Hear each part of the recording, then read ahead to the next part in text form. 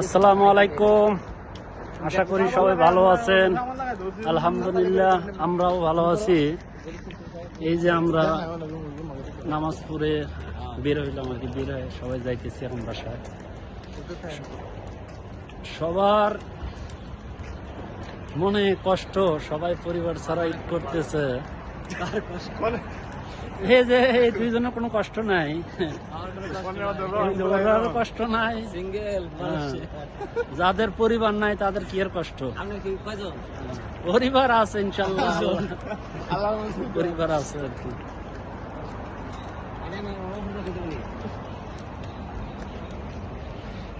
আলহামদুলিল্লাহ, আল্লাহর কাছে হাজার হাজার শুকরিয়া।